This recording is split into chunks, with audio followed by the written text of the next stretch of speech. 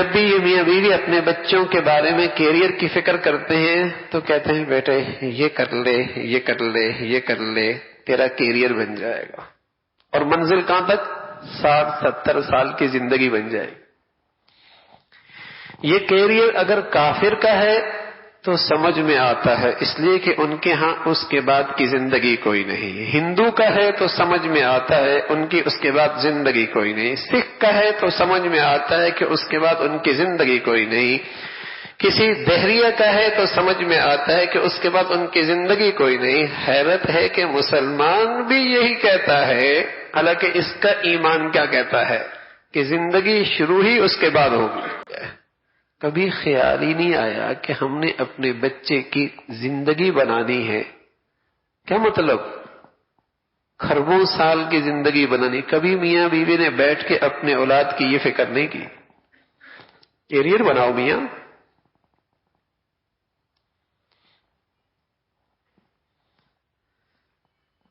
وہی بیٹا اگر اسے یونیورسٹی میں ڈگری نہ ملے، ناکام ہو جائے، سر پکڑ کے بیٹھ جاتے ہیں، بچے کا کیریئر خراب ہو گیا۔ وہی بیٹا بالغ بھی ہو گیا، بیٹی بڑی بھی ہو گئی، نہ حیا کا جوہر اس کے پاس باقی رہا، نہ اس کی زندگی میں نماز رہی، نہ اس کی زندگی میں شباب اور پاک دامنی محفوظ ہوئی۔ احساس ہی کوئی نہیں کہ اس کا تو کیریئر تباہ ہو گیا۔ کوئی رویا ماں، کوئی روئی ماں، کوئی رویا باپ کہ میرے بیٹے کا کیریئر تباہ ہو گیا، فجر نہیں پڑتا، میری بیٹی کی زندگی برباد ہو گئی، اس کی زندگی میں حیا کوئی نہیں، غیرت کوئی نہیں، ڈگری نہ ملے۔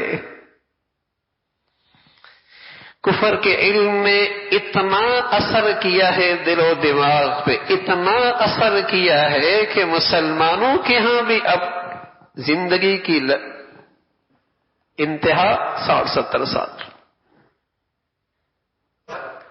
کتنے لوگ اس پریشانی کو لے کے آتے ہیں، کاروبار نہیں ہو رہا۔